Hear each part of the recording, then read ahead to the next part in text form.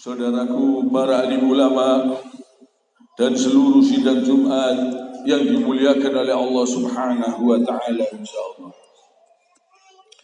Mari kita berusaha terus untuk meningkatkan amal dan takwa kita kepada Allah Subhanahu wa taala ini selalu. Selagi kita masih diberi kesempatan hidup oleh Allah Subhanahu wa taala ini, gunakan sekujur badan kita ini untuk mencari keridhaan Allah Subhanahu wa taala, untuk bertakwa kepada Allah, untuk selalu bertakwa kepada Allah Subhanahu wa taala. Dan Allah Subhanahu wa taala berfirman, A'udzu billahi minasy syaithanir rajim. Ya ayyuhan nasu ubudu rabbakum alladzi khalaqakum walladzina min qablikum la'allakum tattaqun. Yang artinya, wahai manusia, sembahlah Tuhanmu, sembahlah Allah Tuhanmu yang telah menciptakan kamu dan orang-orang sebelum kamu agar kamu bertakwa. Jadi kita ini diperintah menyembah hanya kepada Allah, memohon pertolongan hanya kepada Allah. Agar kita betul-betul bertakwa kepada Allah, kita harus betul-betul menyembah hanya kepada Allah Subhanahu wa taala. Ini termasuk bagian dari takwa. Jadi takwa kepada Allah ini orang yang paling mulia, orang yang paling bertakwa. Orang yang menyembah dan memohon hanya kepada Allah Subhanahu wa taala, dia orang yang paling mulia. Dia orang yang bertakwa. Jadi orang harus berusaha untuk menjadi orang yang bertakwa kepada Allah Subhanahu wa taala. Kita harus berusaha, dan Rasulullah sallallahu alaihi wasallam mengajarkan kita ini supaya bertakwa kepada Allah Subhanahu wa taala. Dan salat ini juga cara-cara kita, di antara cara-cara kita untuk bertakwa kepada Allah Subhanahu wa taala. Salat 5 waktu, usahakan yang khusyuk, usahakan yang tumanina, usahakan diresapi bacaannya, rukuknya, sujudnya. Ini penting. Ini sangat penting dalam kehidupan kita. Orang-orang yang berkorban pun itu tujuannya juga supaya bertakwa. Tidak akan sampai darah dan dagingnya, tapi yang sampai kepada Allah Subhanahu wa taala itu ketakwaanmu. Jadi kalau tidak bertakwa, bisa gugur amal-amal kurban yang dia lakukan.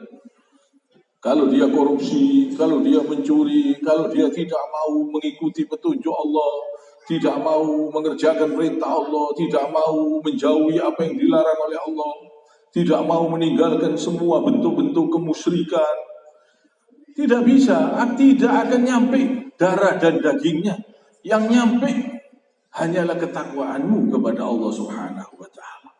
Bahkan orang-orang yang berpuasa pun Allah wajibkan berpuasa supaya menjadi orang yang bertakwa. Bertakwa, ini penting. Jadi puasa, sholat, semua perintah-perintah Allah ini adalah jalan-jalan kita untuk menjadi orang yang mulia, untuk menjadi orang yang bertakwa kepada Allah Subhanahu wa taala.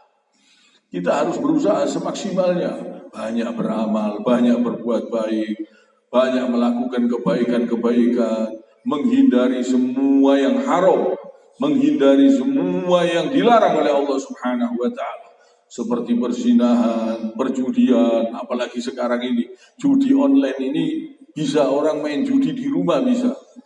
Ini harus kita hindari. Semua perbuatan yang haram, semua perbuatan yang dilarang oleh Allah Subhanahu wa taala harus kita jauhi. Kalau kita ingin menjadi orang yang paling mulia, yaitu kita harus bertakwa kepada Allah dengan takwa yang sebenar-benarnya takwa. Dan usahakan diresapi sholatnya, sujudnya, rukuknya. Kita ini menyembah Allah Ta'ala. Kita ini diperintah oleh Allah Subhanahu wa taala. Salat apabila engkau anggap solat itu hanya sebagai kewajiban, maka engkau akan terburu-buru di waktu solat, di waktu mengerjakannya, dan tak akan menikmati hadirnya Allah saat engkau mengerjakan solat. Jadi kita harus menganggap solat itu pertemuan yang engkau nantikan dengan Tuhanmu. Jadi kita harus berusaha menganggap solat itu satu pertemuan yang kita nantikan dengan Tuhan kita. Anggaplah solat itu sebagai cara terbaik engkau untuk bercerita kepada Allah Subhanahu wa Ta'ala. Anggaplah solat itu sebagai kondisi terbaik untuk engkau mengadu segala keluh kesah kepada Allah Subhanahu wa Ta'ala. Anggaplah solat itu sebagaimana seriusnya engkau dalam bermimpi. Jadi kita harus berusaha membayangkan hadirnya Allah Subhanahu wa Ta'ala di hadapan kita. Bayangkan ketika engkau duduk di antara dua sujud, engkau bayangkan seolah-olah Allah itu hadir di hadapanmu.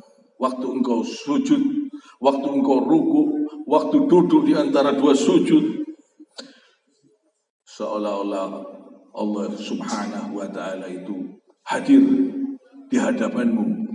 Dan Allah Subhanahu wa Ta'ala mengatakan, aku tak akan diam apabila orang-orang mengusirmu. Jadi kita harus berusaha. Allah itu menjawab, Allah itu mengabulkan, Allah itu memberi semua apa yang kita inginkan. Bahkan bukan yang kita minta lagi, tapi keinginan kita yang sebenarnya, yang diketahui oleh Allah Subhanahu wa Ta'ala, itu yang dikabulkan. Allah Subhanahu wa Ta'ala itu maha melihat, maha mendengar, maha mengetahui. Yang mana keinginan-keinginan itu tidak baik untuk diri kita, diganti oleh Allah dengan yang lain. Supaya kita selamat, supaya kita jadi kebaikan, supaya kita bisa menjalankannya di jalan Allah. Kadang kita meminta rezeki kepada Allah terlalu besar, Allah memberi tidak terlalu besar.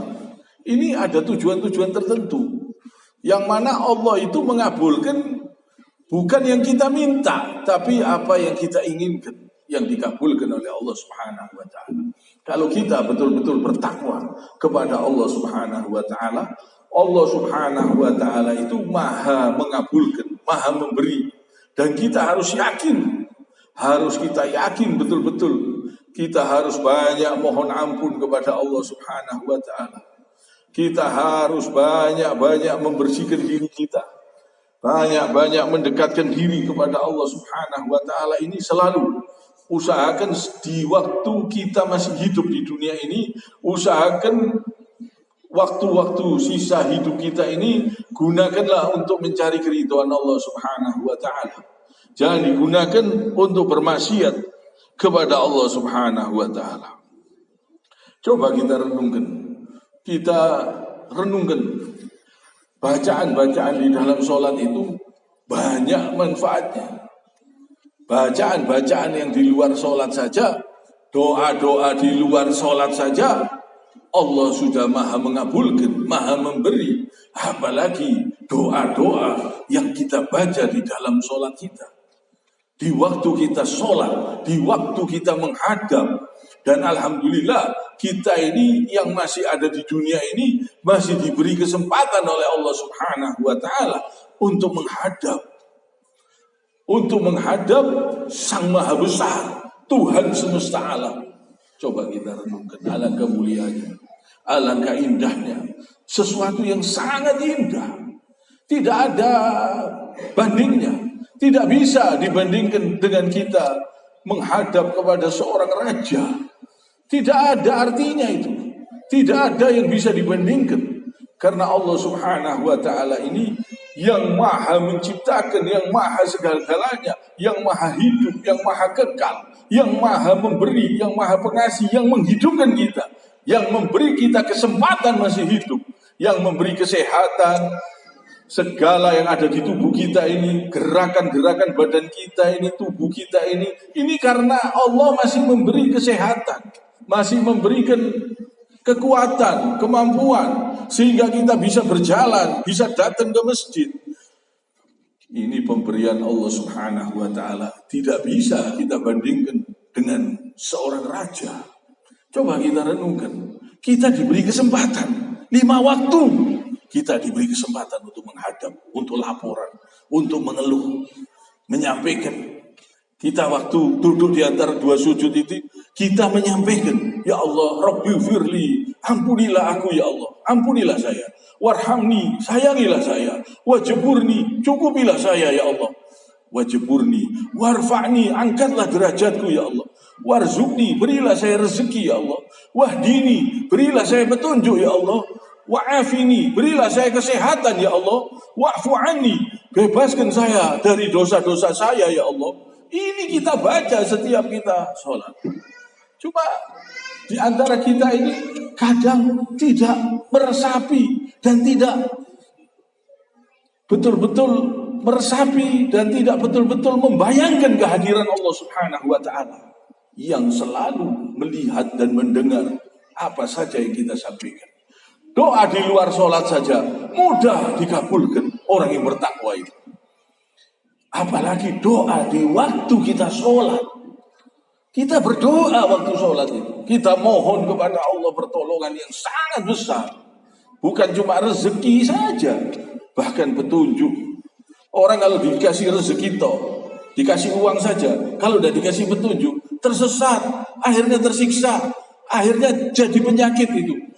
Kalau udah dikasih petunjuk, udah dikasih hidayah, akhirnya tersiksa sampai di dalam kubur, tersiksa di akhirat.